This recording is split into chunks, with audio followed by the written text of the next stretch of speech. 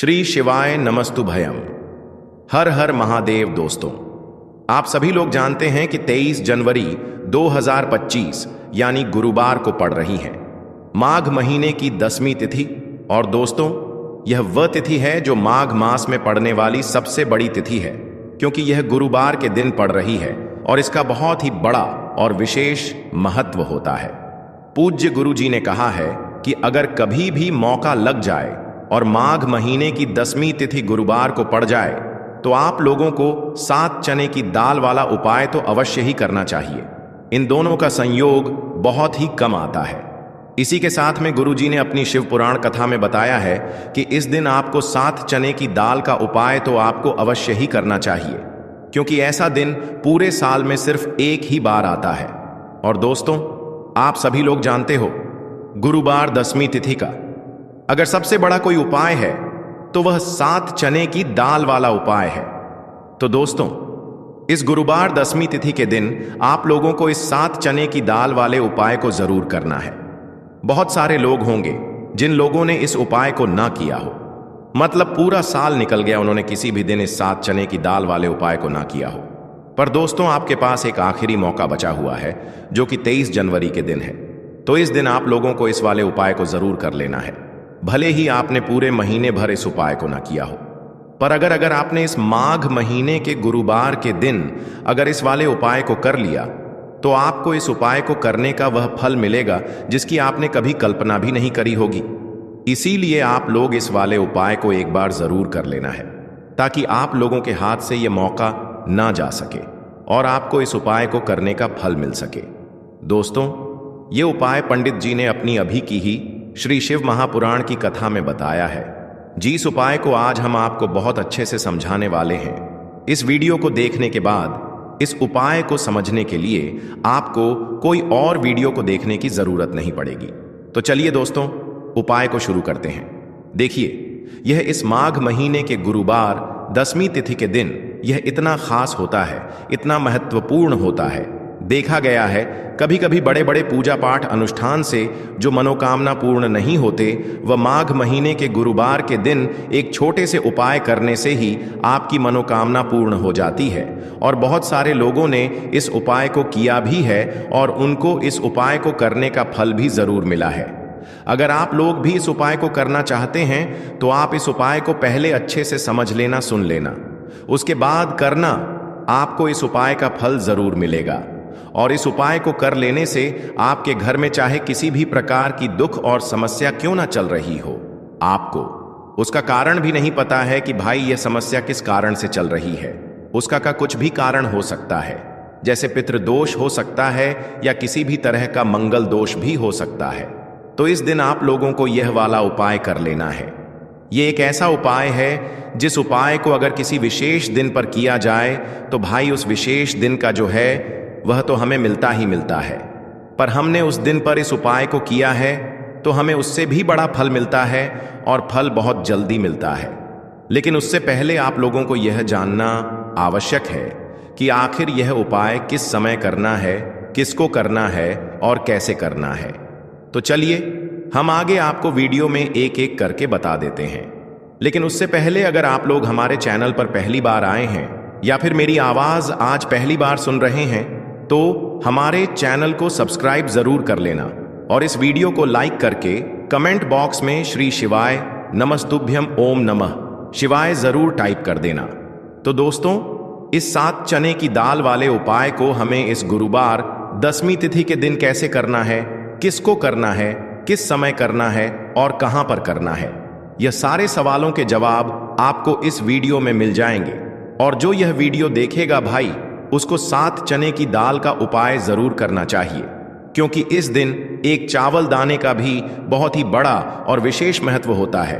और जब बात आ जाए 7 चने की दाल की तो यह सोने पर सुहागा वाली बात हो जाती है और यह एक बहुत ही बड़ा उपाय हो जाता है इस गुरुवार 10वीं तिथि का।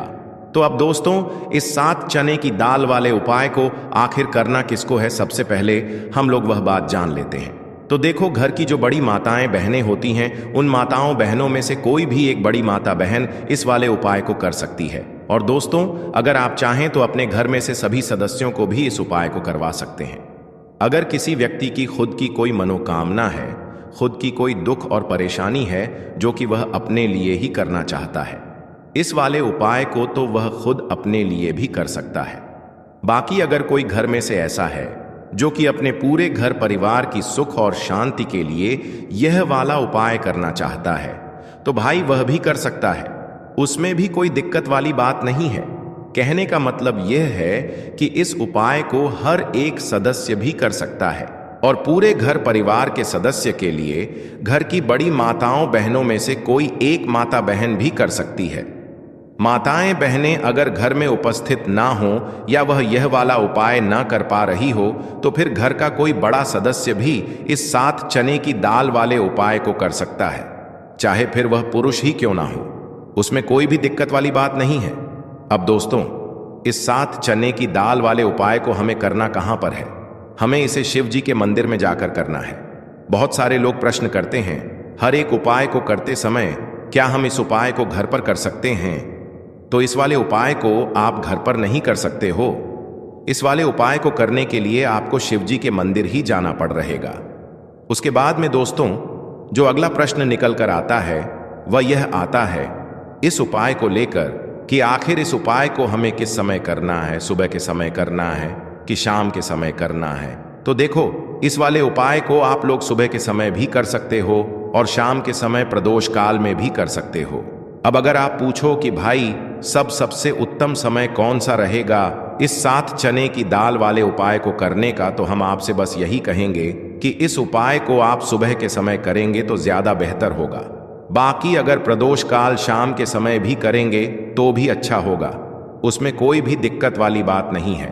तो अब दोस्तों, जो अगली सबसे बड़ी और महत्वपूर्ण बात आती है वह यह आती है कि सुबह अगर हम उपाय को करेंगे तो हमें कितने बजे से लेकर कितने बजे तक के बीच में करना है, और शाम के समय प्रदोष काल में करेंगे तो हमें कितने बजे से लेकर कितने बजे के बीच में करना है। तो देखो, सुबह जितनी जल्दी हो सके आप उपाय को करने की कोशिश करना। बाकी अगर किसी कारणवश लेट भी हो जाओ, थोड़ी देर भी हो जाए, तो 10 या 11 बजे तक भी आप उपाय कर लेना, पर 12 बजे से ज्यादा देरी ना हो, ठीक है? इस बात का ध्यान रखना। उसके बाद में दोस्तों, अगर शाम के समय प्रदोष काल की बात करें, प्रदोष काल का जो समय होता है वो शाम के 6 बजे से शुरू हो जाता है। मतलब शाम के 6 बजे से लेकर 7 बजे के बीच का जो समय होता है, यह समय प्रदोष काल का समय होता है। पर अभी जो मौसम चल रहा है, इस मौसम में जो है शाम बहुत देरी से होती है, तो आप इस उपाय को 7 बजे या 8 बजे के बीच में भी कर सकते हो। मतलब शाम के 6 बजे से रात 8 बजे के बीच में आप कभी भी इस वाले उपाय को कर सकते हो, उसमें कोई भी दिक्कत वाली बात नहीं है। तो दोस्तों, हम सभी जानते हैं कि कल है गुरुवार का दिन है, गुरुवार दशमी है। महादेव जी को खुश करने के लिए सबसे ज्यादा पवित्र दिन देखो, दशमी इस बार आई है गुरुवार के दिन, और गुरुवार की दशमी पर कुछ उपाय जीवन के भाग्य को बदल देते हैं आज के इस पूरे वीडियो में। वैसे तो हम कुछ विशेष उपाय के बारे में बात करेंगे, और इन उपायों में से सबसे सर्वश्रेष्ठ उपाय है भाग्य का उदय करने वाला। यदि जो लोग भी प्रयास करते हैं, मेहनत करते हैं, लेकिन भाग्य का साथ उनको नहीं मिल पाता आता है, तो विशेषकर उनको यह उपाय करने चाहिए। बहुत ही ज्यादा विशेष उपाय होने वाला है। दशमी बहुत ही ज्यादा खास होती है। पूज्य गुरुदेव की कथा सुनकर के समझ करके समझाने का पूरा प्रयास करूंगा। एकाएक करते हुए हम उपाय को समझेंगे। सबसे पहला उपाय है मात्र 41 चने की दाल से आप ये उपाय कर सकते हैं। नहीं ले सकते तो 7 चने की दाल भी ले सकते हैं, और चने की दाल लोगे तो खंडित मत लेना। टूटी हुई चने की दाल उपयोग में नहीं आती है, ठीक है? 7 चने की दाल या 1 त्यास लेते हो तो बहुत ही ज्यादा शुभ है। चने की दाल, देखो यह उपाय किन लोगों को करना चाहिए? जिन लोगों के जीवन में दुर्भाग्य बहुत ज्यादा है, जो लोग चाहते हैं कि उनका भाग्य का उदय हो, उनके जीवन में भी नया सवेरा आए, उनके जीवन में भी रोशनी आए, उनके जीवन के हर कार्य सिद्ध हो जाए, तो उन लोगों को यह उपाय करना चाहिए। चने की दाल आपने ले ली, अब आपको साथ में लेना है 1 स्टील का पात्र। कोई भी कटोरी लेना चाहो, कटोरी ले लो, जिसके अंदर 2 चम्मच कच्चा दूध और शुद्ध जल मिलाना, ठीक है? और आपको साथ में लेना है, मैं तांबे के पात्र के अंदर चल, ठीक है? ये तीनों मात्र 3 सामग्री लेकर के आज के दिन यानी कि दसवीं के दिन आपको जाना है। भगवान शिव के मंदिर में देखो, गुरुवार दसवीं के दिन पड़ता है तो बहुत शुभ होता है। तब भी हम चने की दाल के उपाय करते हैं। क्यों? क्योंकि चने की दाल का जो रंग होता है वह स्वर्ण होता है, और स्वर्ण जो होता है यानी कि एक तेज का प्रतीक माना जाता है, और तेज हमारे जीवन में आता है तो हमारे कार्य सिद्ध होते जाते हैं।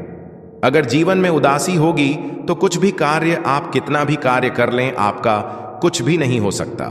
लेकिन अगर जीवन में तेज होगा, जीवन में ऊर्जा होगी, तो वह कार्य अपने आप ही परिपूर्ण होते जाएगा, अपने आप ही सिद्ध होते जाएगा। गुरुवार दसवीं के दिन पड़ता है, तब हम चने की दाल का उपयोग करते हैं। प्रदोष की गुरुवार के दिन पड़ती है, तब हम चने की दाल का उपयोग करते हैं। और उसी प्रकार से यह शुभ जो कि महीने में एक बार आती है, वह गुरुवार और यह दसवीं के दिन है।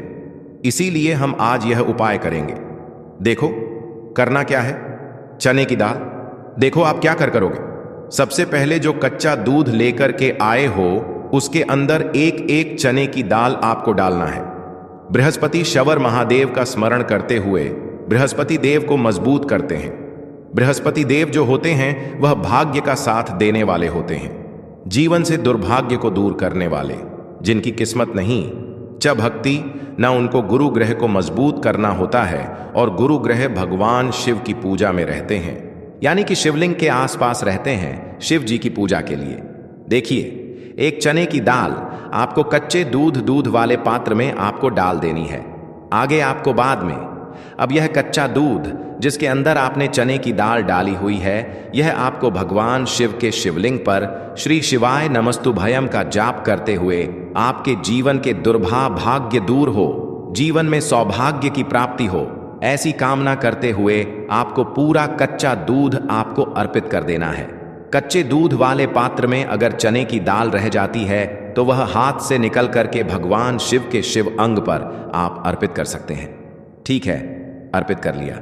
अब आपको क्या करना है, जो भगवान शिव के शिवलिंग पर आपने चने की दाल अर्पित करी है, वह उस चने की दाल पर देखो, उस चने की दाल पर आपको आपका सीधा हाथ रखना है, और आपकी जो भी विशेष कामना है, जो भी मनोकामना है भाग्य से जुड़ी हुई, लेकिन आपको प्रार्थना करनी है कि जीवन के दुर्भाग्य दूर हो, और जीवन में जो भी आपकी इच्छा है वह आपको बोल देनी है।